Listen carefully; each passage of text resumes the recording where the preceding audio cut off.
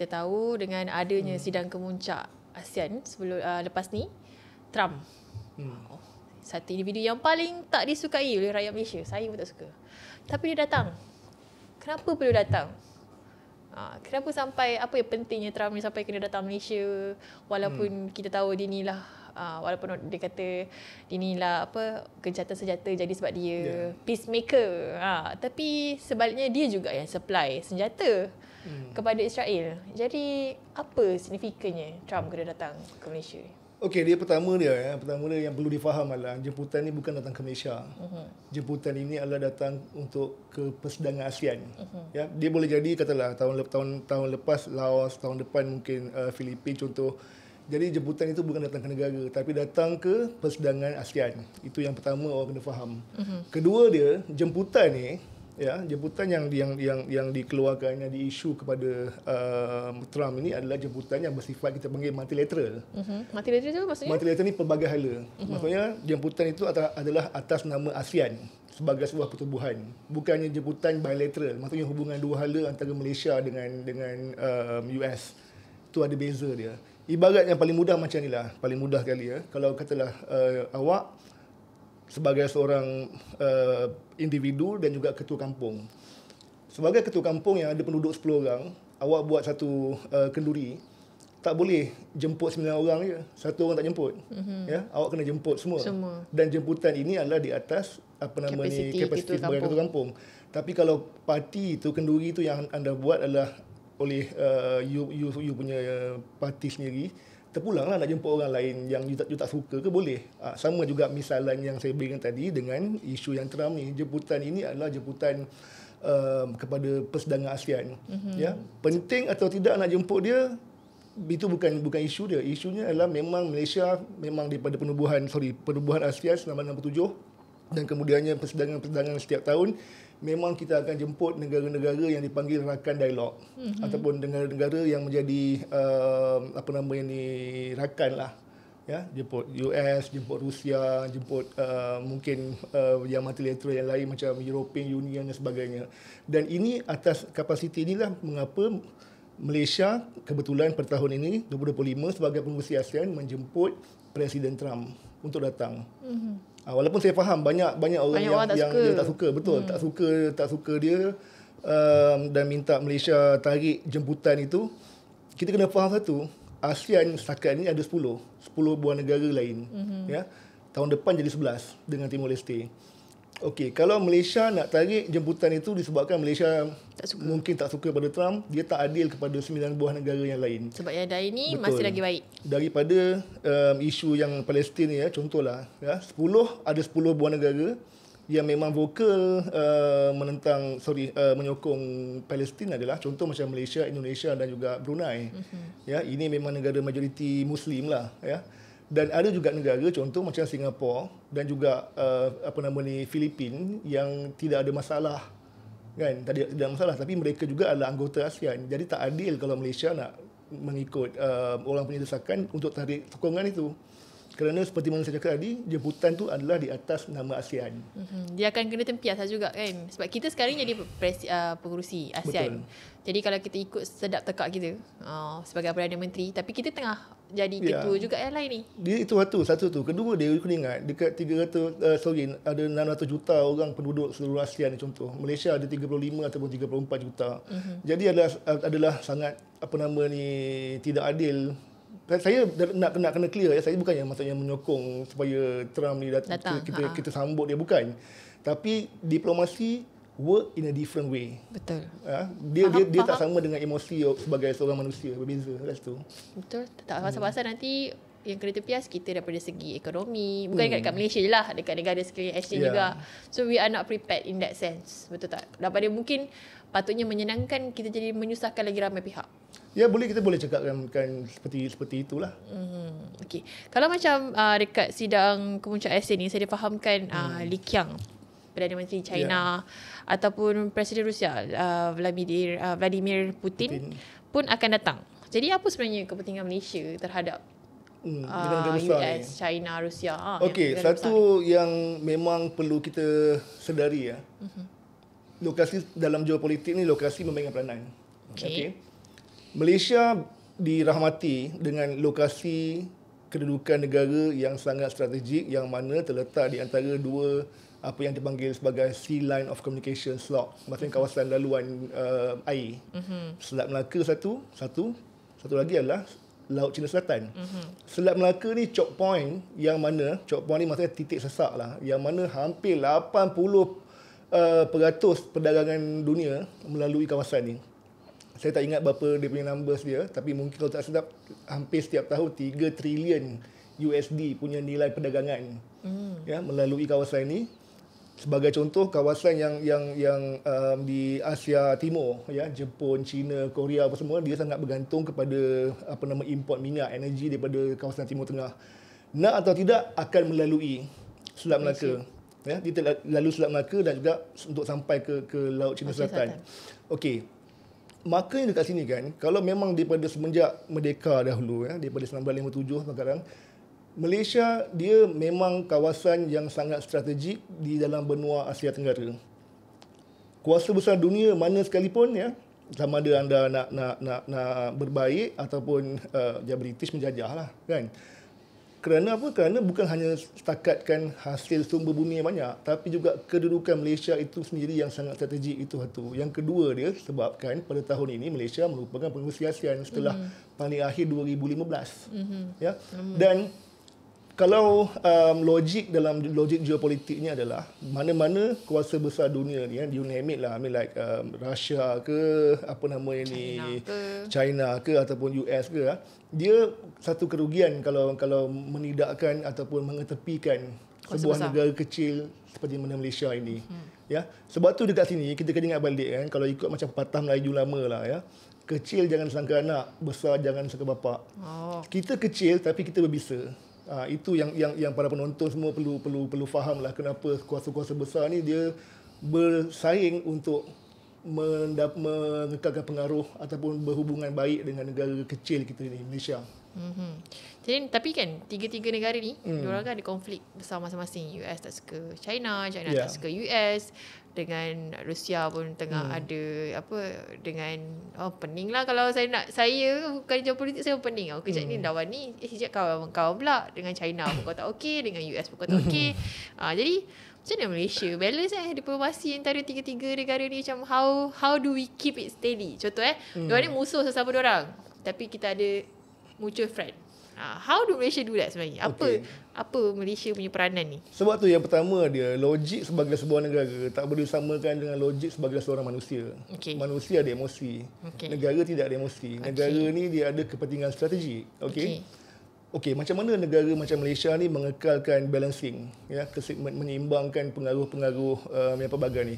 Kita memang tradisi ini kena berbalik-balik kepada tradisi politik budaya politik Melayu lah ya, yang maksudnya kita majoriti di Malaysia ni kan, yang mana kita berkawan dengan semua orang. Sebab tu ada pepatah, berkawan biar beribu ya, berkawan dengan ramai orang. Musuh biar satu. Bercinta biar satu. Bukannya bermusuh biar satu. Bermusuh salah. Lama tinggal sekolah tu. Bermusuh jangan. Jadi maksudnya kat sini adalah ya, memang Malaysia ya, daripada semenjak 1957 sampai daripada Persekutuan Tanah Melayu jadi Malaysia dan sebagainya, kita memang tidak membuat musuh. Kita we be friend with everyone ya, then we make no enemy. Itu memang menjadi dasar luar kita. Okey, dalam hubungan antarabangsa ni dia ada satu teori tau, dia panggil hedging. Hedging ni dalam bahasa orang ramai paling mudah kan, makan keliling lah. Oh, wow. Ya. Maksudnya makan keliling. Apa lagi dia menjaga dia, main semua kolam. Okey. Maksudnya kat sini adalah kita tak perlu nak hanya menumpu pada satu negara, satu kuasa besar, tapi kita bermusuh dengan kuasa besar yang lain. Tidak. Kita berkawan dengan semua orang, kita berdagang dengan semua orang, kita buat baik dengan semua orang demi untuk kepentingan kita. Sebagai satu contoh ya. Kalau macam contoh lah kan, Malaysia dengan US daripada segi hubungan kerjasama kan. US ni dia second largest trading country dengan Malaysia selepas negara-negara ASEAN. Sebab negara ASEAN sentiasa menjadi cornerstone dalam foreign policy Malaysia. Ya, itu satu. Second dia, kalau dalam segi keselamatan dan pertahanan, memang kita banyak buat kerjasama dengan US. ya, joint military training, kita pun pakai US punya peralatan, aset tenteraan sebagai contoh kita beli.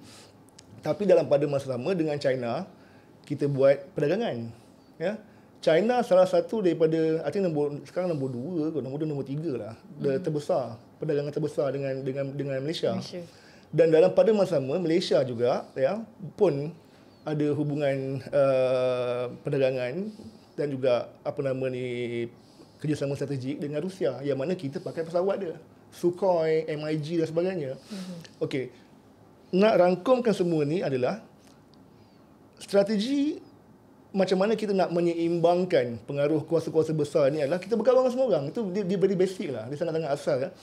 Buat apa nak bermusuh dengan orang ya. Tetapi perlu ditekankan, walaupun Malaysia berkawan dengan semua, kita menyeimbangkan hubungan antarabangsa kita dengan negara ni, bukanlah bermaksud kita berdiam diri bila negara-negara ni melanggar international order, ya, melanggar norma-norma antarabangsa. Macam US kan, dia buat kuasa veto semua tu kan. Betul. Kita masih ada kuasa lah kan untuk tegur dia dekat peringkat. Kita bersuara. Malaysia mempunyai rekod yang jelas dalam PBB, ya, United Nations dan juga multilateral platform yang lain. Kita sentiasa ada rekod yang jelas bersuara.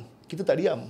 Ya, walaupun kita berkawan dengan semua orang, macam kita lah, kita berkawan ya. Kalau saya tegur saudari, tegur kawan-kawan lain pun, bukan bermaksud saya nak merosakkan hubungan dengan anda. Itu boleh jadi memperbaiki lagi hubungan yang sedia ada. Memperkukuhkan. Sebab itulah ada satu statement tu, DMS kot ada cakap, jadi kalau Trump datang ke Malaysia, time tu kita berunding. Yang saya dengar berunding kata kalau macam kat situ lah boleh ada dialog bersama dengan Trump, bukan kita palaukan. So benda tu betul lah. Okey, dia macam ni. Datuk Seri Anwar, ini bukannya untuk mempromosikan beliau dan sebagainya, bukan propaganda ya. Benda yang betul kita cakap dengan jelas. Beliau ada track record bercakap depan-depan. Okey. Ya, kalau saudari masih ingat, 2023 ada persidangan APEC. Ingat. Di San Francisco. Yang mana ya, Datuk Seri Anwar menggunakan peluang itu untuk mempertegaskan tentang dasar Malaysia yang akan menyokong perjuangan orang Palestin di hadapan Presiden Joe Biden. Dan selain daripada itu kan, kalau macam kita masih ingat lagi ya, ketika state visit Malaysia ke Germany, ke negara Jerman tahun-tahun selepas itu, yang mana masa state dinner, tiba-tiba Chancellor yang sebelum ni lah, tiba-tiba tak semena-mena mengatakan yang Jerman dalam state visit antara Malaysia dengan Jerman ni, tiba-tiba dia kata kita Jerman bersama dengan Israel. Dan PMX ya, Datuk Seri Anwar, dia menggunakan peluang yang ada itu ya untuk cakap dengan jelas yang Malaysia pendirian memang kita bersama Palestin. Ya, kita bercakap without fear or favor. So tidak ada apa kita panggil tu, tidak ada kegusaran ataupun satu benda yang takut-takut nak kata kita ni kalau macam Trump datang kita akan diam semua. Saya berani cakap contoh macam kerajaan Malaysia memang daripada zaman dahulu lagi kita bersuara di hadapan kuasa-kuasa besar. So katalah Trump datang ke persidangan ni kan, mungkin ramai orang tak pandang sisi ini, tapi itu boleh jadi satu peluang kepada Malaysia untuk menyatakan pendirian Malaysia depan-depan dengan muka dia. Sebab saudara kena ingat tu, semenjak 2022 ya, perubahan kerajaan 2022, kerajaan Malaysia ya, Perdana Menteri belum pernah membuat state visit hubungan dua hala ke US. Dalam arti kata berjumpa dengan Presiden yang sekarang ni Presiden Trump lah. Sebelum ni Joe Biden pun jumpa ketika di APEC. Tapi Malaysia Perdana Menteri dah pergi ke China lebih daripada 4 kali kot. Banyak. Saudi 2 kali. Rusia mungkin 2 kali. Ya. Tapi US belum. US belum. State visit dalam arti kata bilateral lah, hubungan dua hala tak pernah. Tapi kita menggunakan peluang multilateral ni, medan pelbagai hala ni untuk menyatakan pendirian kita. So this is a platform lah. Ini platform memang this is it. Ini peluang yang ada. Sebab peluang ni ialah macam ada baru-baru ni yang leak video antara Prabowo dengan Trump berbincang benda yang personal kan. Orang lain ramai nak jumpa tak dapat jumpa. Kita pun memang kita tak jumpa dia, tapi peluang yang ada ini muncul ketika persidangan ASEAN. So should not take it for granted. Ya, kita tak boleh ambil sambil lewa melihat satu sisi saja. Sebab satu yang perlu ditekankan kepada para penonton ya, negara berfikir tak sama macam manusia berfikir. Dia dua benda yang beza. Negara dia berfikir dalam arti kata nak untuk kemaslahatan semua, kepentingan semua. Anda mungkin sebagai seorang manusia ada dipengaruhi emosi, ya. Negara tidak. Negara yang penting dia adalah national interest, kepentingan nasional. Tapi tadi saya tertarik satu point kan. Kita berkawan dengan semua, jangan ada musuh kan. Tapi kita clearly pasport kita kan, kecuali Israel. Kat situ. Adakah bila kita kat pasport kita kecuali Israel, we are actually macam kita announce kita adalah musuh kepada Israel, ataupun kita apa sebenarnya kecuali Israel tu? Okey, dia macam ni, satu benda. Musuh ni perkataan musuh relatif. Beratlah. Ya, okay. Anda sama ada anda tak suka orang ataupun anda memang bermusuh dengan dia. Okay. Ya, tu ada beza. Malaysia dahulu satu masa excuse me. Satu masa ya, dalam pasport Malaysia, mungkin saudari pun tak sempat lah kot pasport tu. Ada South Africa. Kita tak pakai, ya. Kita tak boleh menggunakan pasport Malaysia itu ke South Africa. Kerana apa? Kerana dasar penindasan rejim ketika itu apartheid, ya. Yang membezakan antara kulit hitam dan juga kulit putih. Tetapi selepas 1984, ya, Afrika menggugurkan dasar apartheid ini dan kemudian Malaysia membenarkan. Dah buang nama negara tu daripada tidak dibenarkan pasport Malaysia ni pergi ke sana. So in the future, ya, saya tak kata Israel, in the future sebagai contoh kan, kalau ada negara lain, ada satu negara ni datang dan pergi. Ya, negara ni dia bukannya kekal sampai bila. Dulu ada Republik Yugoslavia, ya, kemudiannya berpecah kepada Montenegro, Slovenia dan sebagainya. Ya, so boleh jadi di masa yang akan datang, ya, akan ada sebuah negara lain, nama lain yang tertubuh di atas tanah yang Israel dan Palestin pada hari ini dengan nama lain. So tidak ada isu. So masih akan lagi berkecuali atau itu dasar ni berubah mengikut situasi dunia dan juga mengikut rejim yang kita tolak tu lah. Jadi macam kita sentimen dekat Malaysia kan, kita memang menolak Israel. Ya, jelas. So bila kita punya rakan maksudnya US lah, Donald Trump datang ke Malaysia, adakah akan membuatkan rakyat Malaysia ni tak percaya, tak suka kepada PMX? Implikasi itu memang akan ada. Ya, kenapa benda ni muncul? Kerana orang tak jelas dan tak faham macam saya cakap tadi lah, antara multilateral dan juga bilateral. Tak semua orang faham. Ya, dan ini adalah kerja-kerja yang patut diwar-warkan oleh agensi kerajaan yang membuat penerangan ni. Dia kena buat penerangan itu. Macam saya bagi penerangan simple tadilah. Kalau anda sebagai ketua kampung dan anda sebagai orang yang ni, kena buat. okey, makanya dekat sini, ya, akan ada implikasi dari segi politik. Sudah semestinya. Tapi tak kisah siapa-siapa jadi Perdana Menteri sekalipun, ya, baik contohlah, ya, Muhyiddin Yassin sekalipun ke Abdul Hadi Awang sekalipun kan, dia akan berdepan dengan dilema yang sama kalau berhadapan dengan situasi yang sama, ya, dan repercussion itu pun masih sama. Tapi dekat sini apa yang penting dia? Penerangan yang diberikan supaya orang faham. Betul. Saya rasa kurang penerangan orang. Tak, sebenarnya sentimen saya baca kan, kalau saya tengok dekat dalam orang komen kan, dia macam contohlah PMX baruah Israel, baruah China. Boleh ke baruah China dengan Israel orang sama? Saya fikir tau benda tu. Bila orang asyik cakap benda ni kan, macam mana US dengan China ni memang tak suka each other, pun suka benda tak orang yang sama jadi dia punya agent kan, agent macam powernya. Label dalam politik ni biasa. Dahsyat tau cara orang fikir tu. Okay, that's okay. Walaupun okay lah, kita off sekejap politik. Just make sense. Macam mana orang yang tengah bermusuh boleh menggunakan agent yang sama? Kadang di luar kotak pemikiran saya juga kan. Macam powernya Anwar Ibrahim ni boleh jadi Perdana Menteri, boleh jadi agent Israel, boleh jadi agent China, boleh. Dia okey, saya nak tarik sikit pasal sejarah, ya. Ketika Malaysia merdeka 1957, ya, Tunku Abdul Rahman dilihat sebagai seorang yang pro barat. Dia memang pro barat. Ya, orang mengatakan yang dia ni adalah saya tak nak menggunakan perkataan yang harsh lah, tapi dia cakap tali barut kepada barat. Okay. Ya.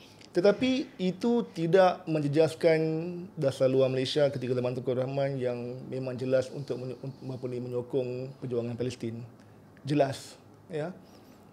Dan berbalik macam apa yang saudara dikatakan tadi, ya, orang boleh katakan Datuk Seri Anwar agent ni itu tak boleh lari lah dalam politik. Ya, orang memang suka buat label ni. Kadang-kadang contoh katalah awak suka pakai baju warna hijau contoh kan. Walaupun anda bukan ahli PAS, orang buat lawak kata anda orang PAS kan. Ada yang pakai color lain pun sama lah. Label tak boleh nak biru, hijau. Betul. Label tidak boleh nak elak dalam politik ni. Betul, saya faham. Jadi kita dah alang-alang kita masuk topik Israel. Kita ada ada beberapa lah saya rasa komen-komen yang menarik lah tentang Smoke Flotilla ni kan. Orang cakap ini misi kemanusiaan tapi itulah ada aktivis, ada pelakon. Tapi kenapa tak senang-senang? Diorang ni dah kena tangkap dah apa, kenapa tak hantar je bantuan ketenteraan kan? Naskah dah macam-macam, dah pergi hantar pelakon, aktivis, so tahu apa. Kenapa tak hantar je askar, senang sikit. Diorang ni ada apa orang kata, latihan, dah tahu handle senapang. Kalau Israel open fire, Malaysia boleh open fire kan. Diorang kalau saya baca komen tu, pening bang. Diorang ni betul-betul nak cik gaduh. Saya faham memang negara sana tengah bergolak. Tapi rasanya macam sentimen kenapa tak dihantar bantuan ketenteraan ni masih lagi tak difahami oleh rakyat Malaysia. Okey. Hubungan antarabangsa pertama dia adalah setiap negara ni didiktet oleh undang-undang antarabangsa. Ya.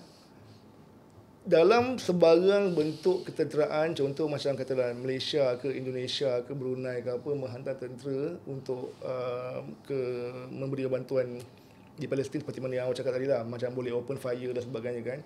Dia ada undang-undang kat itu. Okay. Maksudnya aggression. Ya.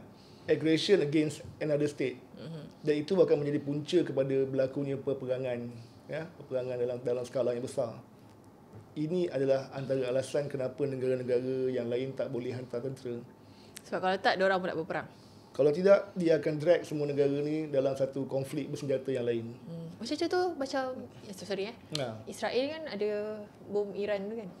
Dia memang tak peduli dengan hubungan antarabangsa, asal dia undang-undang antarabangsa. Jadi Israel ni kalau dia orang boleh, kita buat dia tak boleh. Sebab di belakang dia mereka. Ya, dan saya nak cakap pasal yang flotilla tadi kan. Sebelum ni dah banyak bantuan flotilla yang lain yang dihantar sebelum ni. Tapi berbalik-balik dengan saudari punya persoalan tadi, kenapa dihantar selebriti selebriti, profesor perubatan dan sebagainya NGO. Okey. Objektif aktiviti seperti flotilla ini dia ada dua. Dia twofold. Pertama dia selain memang untuk menghantar bantuan perubatan, makanan sebagainya satu.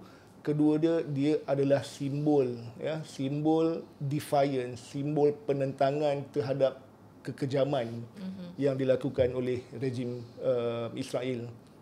Ya. Dan kenapa hantar influencer, hantar selebriti dan sebagainya ni? Sebab dalam benda-benda macam ni, dia taktikal dia adalah dia untuk menarik perhatian orang ramai seluruh dunia, memberikan publicity tentang kos yang sedang kita perjuangkan itu. Maksudnya memperjuangkan satu isu yang diperjuangkan itu. Kerana itu perlu dimasukkan ramai ni. Berapa semua lebih kurang 44 buah negara kan, 500 partisipan. Betul. 456 partisipan rasanya. Betul. Ini taktik yang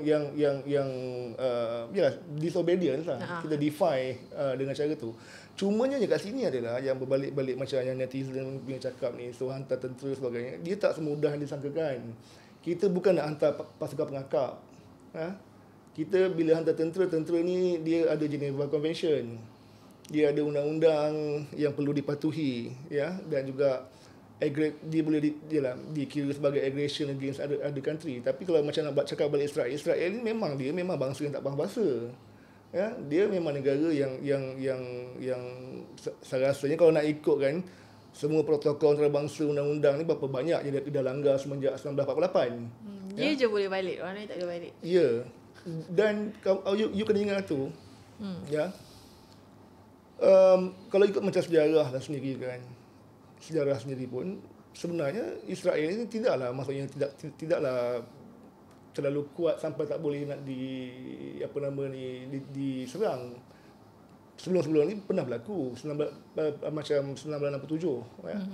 Perang Yom Kippur, 8 hari 8 day war dan sebagainya, ya, di mana negara-negara Arab ni cuba nak serang, tapi cuma masalahnya negara Arab ni kesatuan mereka tidak sepadu lah. Dia pun berpecah. Dia pun berpecah, itu dia. Tapi kalau alang-alang kita dah ke Arab, kita masuk sikit kan, pergolakan Timur Tengah. Saya kalau buka pergolakan Timur Tengah ni pening kepala. Kejap ini member dengan ni, kejap ni gaduh pula, kejap ini pelian ni apa benda kau, pening lah korang ni kan. Saya apa yang berlaku, pergolakan yang menyusah, yang sampai buatkan diorang ni tak boleh bersatu. Kau kata orang Arab negara Arab sesama Arab sendiri pun musuh. Kenapa sampai macam tu sekali? Okey, ini kena kembang lagi.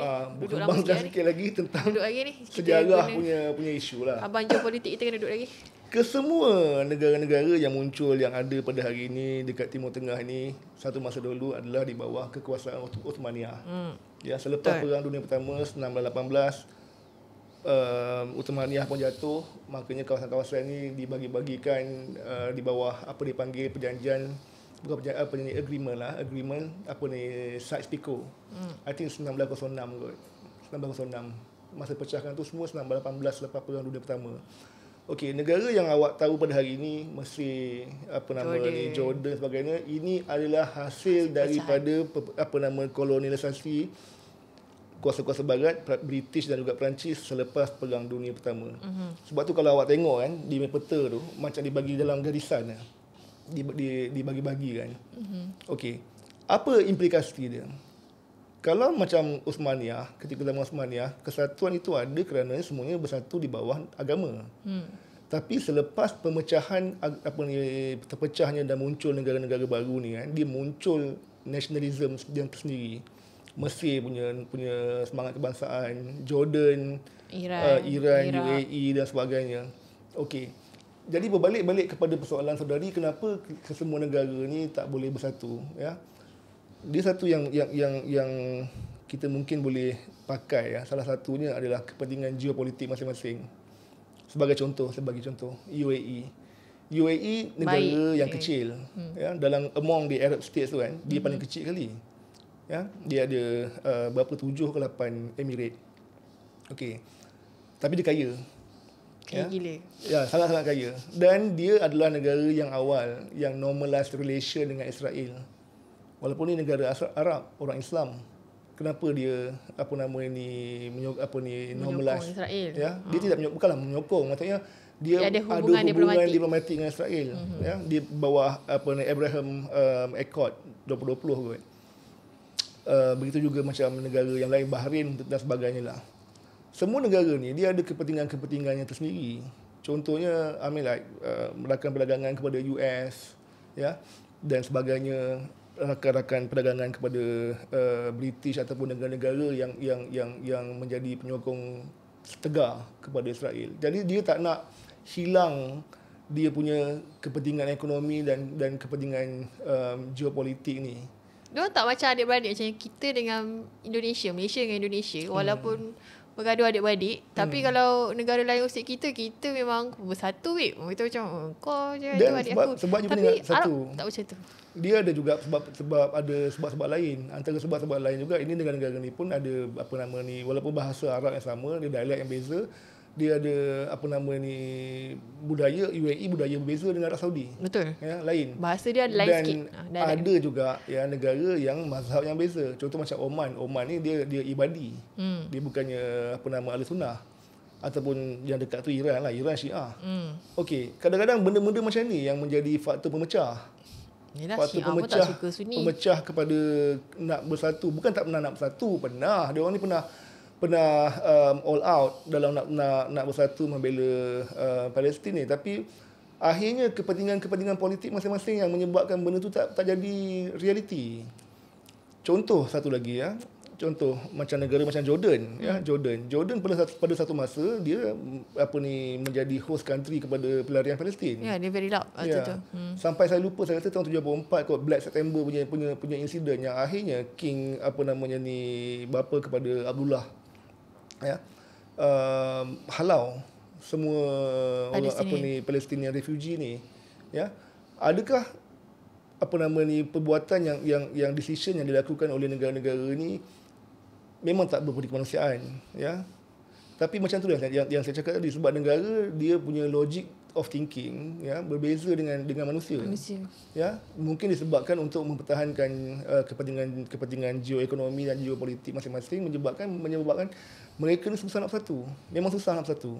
Ada tak okey, saya difahamkan in near future Israel ni akan ada plan lah untuk mengembangkan Israel kan. Dia akan dia bukan dia target Palestin je, dia akan target Jordan, dia akan target Mesir sikit-sikit kat situ. So bila negara sebelah-sebelah ni dia kena kacau kan, adakah ada orang waktu tu ada kemungkinan untuk mereka bersatu? Sebab yelah kalau you stand alone, you memang lembek lah. Dia nak lawan Israel macam mana? Dia punya Iron Dome dia dengan dia punya military semua power kan. Adakah waktu tu ada kemungkinan untuk negara ni semua bersatu? Kita tak nafikan. Dia ada yang excuse me, faktor yang boleh menjadi penarik kesatuan semua orang, ya, boleh akan ada, tapi kita tak tahu bila. Cuma satu lagi tadi nak cakap kenapa perpecahan ni berlaku, sebab kan kalau kita tengok kebanyakan negara-negara ni adalah negara-negara yang authoritarian, ya, negara yang diperintah ada yang tentera. Macam di Mesir sebagainya, yang sangat-sangat bergantung kepada backup oleh Washington. Ya, dengan dia menyerang, menolak apa Israel dan sebagainya, dia bimbang akan jeopardize position mereka di negara-negara ni. Itu satu. Tapi adakah di satu masa akan datang akan bersatu disebabkan ada ancaman? Biasalah, ini kalau ada ancaman memang semua orang bersatu. Ya. Itu kita tak tahu. Ya, kita belum tahu lagi. Tapi akan possibility itu ada atau tidak? Yes. Kalau ada ancaman, orang bersatu. Tapi ceritanya sekarang ni tidak ada ancaman kepada mereka. Pada mereka mungkin logik berfikir negara-negara neighboring state di Palestin kan, dia fikir baik engkau aja yang kena daripada mereka kena. Sebab tu kalau you tengok kan, macam Egypt sendiri pun agak kejam, dia tak buka sempadan tu. Rafah. Padahal dia boleh buka. Betul. I thought yang Rafah tu bukan Israel yang tak nak buka, Egypt ni. I think Egypt pun berpendirian sama. Bukan berpendirian sama apa, sebabkan oleh pressure oleh US dan juga Israel. Oh, that's why pelarian tak boleh masuk. Tak boleh masuk, tak boleh keluar kot. Kalau tak sedap, bantuan pun tak macam as of now bantuan dah boleh masuk. Tapi adakah pelarian boleh buat keluar? Itu saya tak sure. Saya tak pasti. Sebab itulah sebelah je kan. Tapi itulah, saya nak komen banyak-banyak pun. Saya bukan pakar. Saya tanya pakar ni. Cuma itulah, saya rasa rasa sayang lah. Macam kita punya gaduh dan adik-beradik dengan Indonesia, dengan Singapura pun, kita still lagi Indonesia lah, walaupun gaduh paling teruk lah. Singapura ni kita tak perlu sangat sebab dia 3 kali gaduh lagi tinggi kan.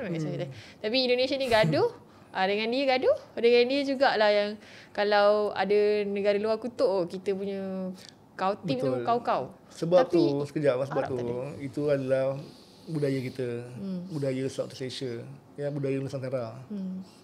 Sebab tu kalau saudari pernah dengar pepatah macam cari-cari bulu ayam akhirnya bercantum juga.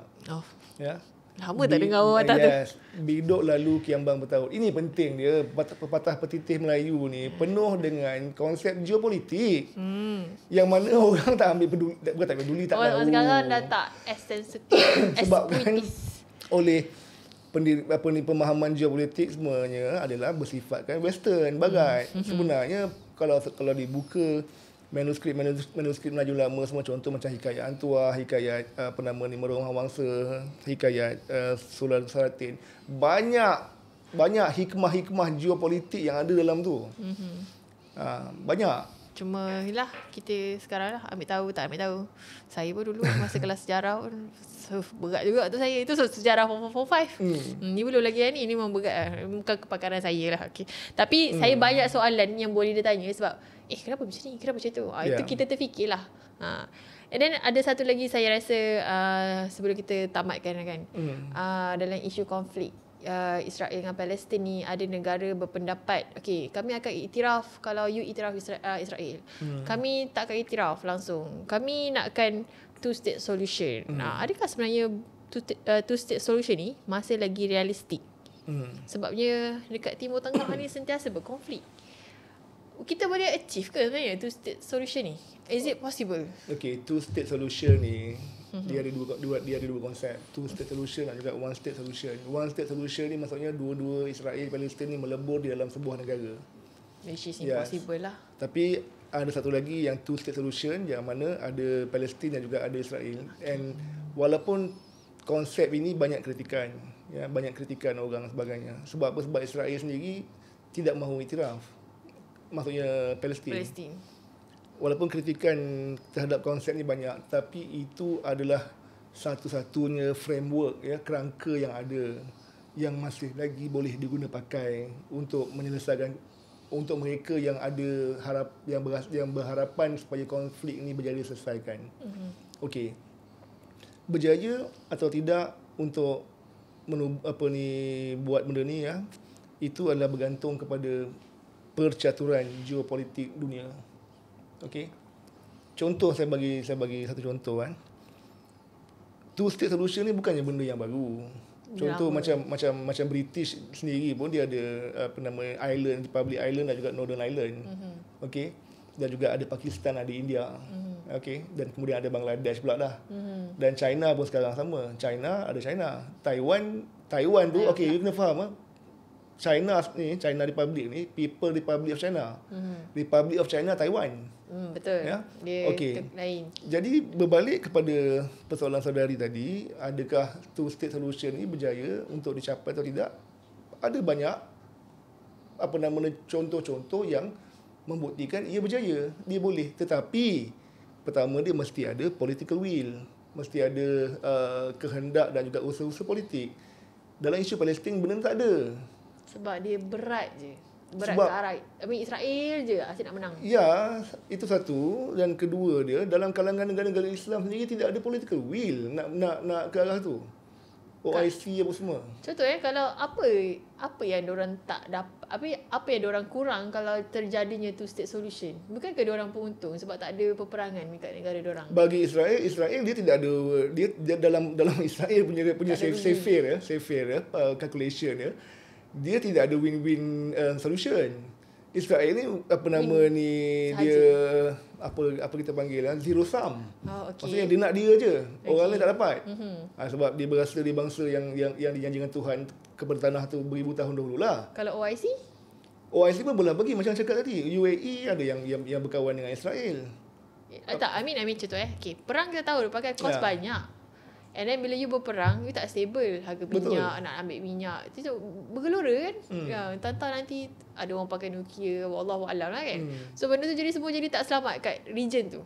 So kalau two state solution ni is okay lah, untuk Israel it's a big loss. Sebab diorang nak Palestin tu semua jadi dia punya. Betul. But for the neighbouring countries, are they still seeing the two state solution is a failure ataupun a loss for them?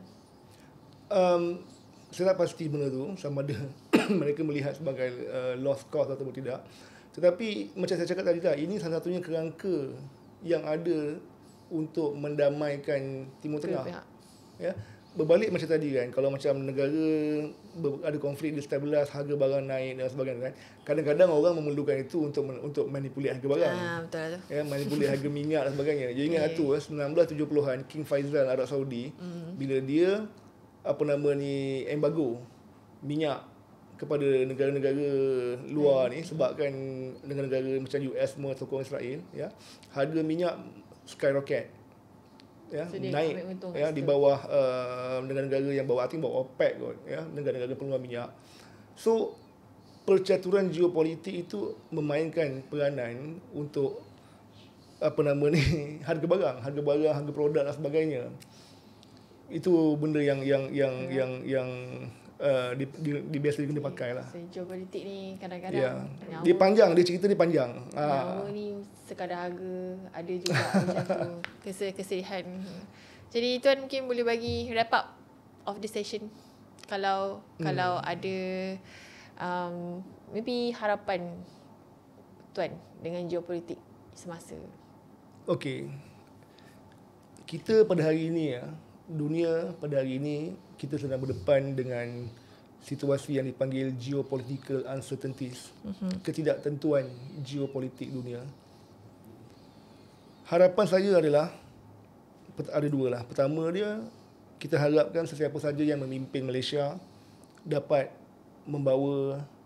lead memimpin Malaysia ke arah berjaya mengharungi gelora ni. Ya, tak kira lah parti mana sekalipun siapa yang jadi. Pertama dia adalah national interest mesti the foremost satu. Dan yang kedua dia adalah harapan yang memang of course lah, saya sebagai seorang manusia ya, kita berharap agar pembelaan terhadap penduduk-penduduk di Palestin ya akan sentiasa diteruskan dan tidak dilupa. Ya, di atas dasar bukan hanya dasar agama dan juga etnik, tapi ini adalah persoalan kemanusiaan. Sebab tu saudari, kalau anda lihat ya, macam di Malaysia sendiri, ramai kalangan orang Malaysia yang bila dia ada mengkritik Palestin, isu Palestin, ya, yang hanya melihat ini sebagai isu umat Islam. Sedangkan isu Palestin ini adalah bukan hanya sebatas isu agama, dia adalah isu kemanusiaan yang perlu diambil kira oleh semua orang, tak kira apa bangsa agama sekalipun.